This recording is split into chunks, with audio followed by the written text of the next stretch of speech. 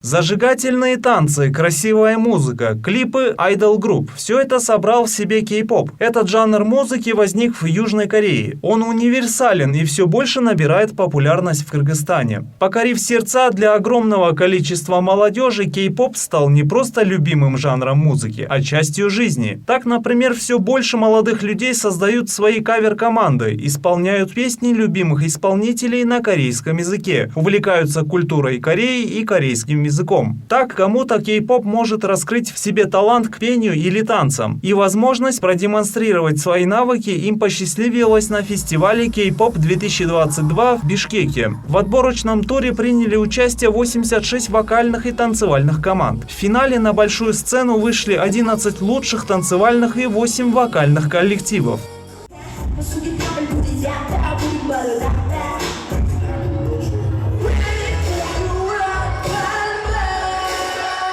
Айтигин Темирбаева для участия в конкурсе приехала из города Ош. Девушка на фестивале исполнила одну из популярных корейских песен. Первое знакомство с Южной Кореей у Айтигин произошло еще в школьные годы. Уже тогда она влюбилась в эту страну и с первого «Аннён хасеё» на приятном слуху языке. Посетить Южную Корею – ее мечта на ближайшее время. Увидеть культуру этой страны, пройтись по улицам Сеула, ощутить атмосферу этого города, пообщаться с корейцами, носителями языка, попробовать их местную еду.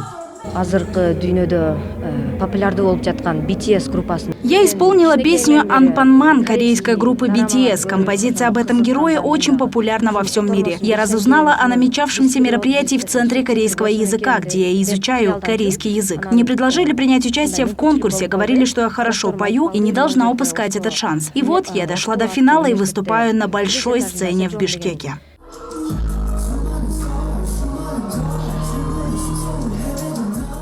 Не менее яркими были и выступления танцевальных коллективов. Один из них – команда Dragons. Они сочетают в себе энергичное и красивое исполнение. Группа выбрала данное название из-за популярности красного дракона в мифологии Восточной Азии. Хореографии молодые ребята научились самостоятельно по видео из интернета.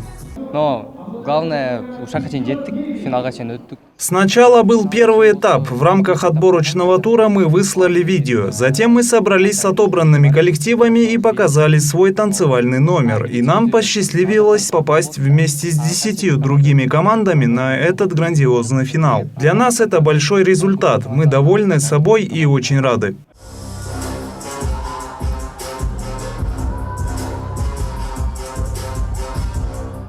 На этот культурный фестиваль в столицу приехала и танцевальная группа девушек из соседнего Узбекистана. Узнав о конкурсе, они стали готовиться к нему основательно и в итоге добрались до финала.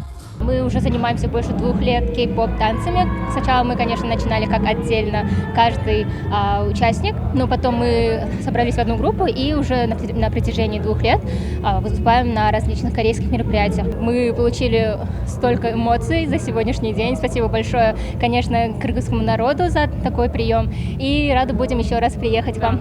Фестиваль K-pop в Кыргызстане 2022 позволяет командам-победителям отправиться на Всемирный фестиваль K-pop. 2 лучшие танцевальные группы и 1 вокальная команда, соревновавшиеся в этом конкурсе, примут участие в финале крупного мероприятия в Южной Корее. Кроме того, в рамках фестиваля творческая молодежь была награждена денежными призами и ценными подарками.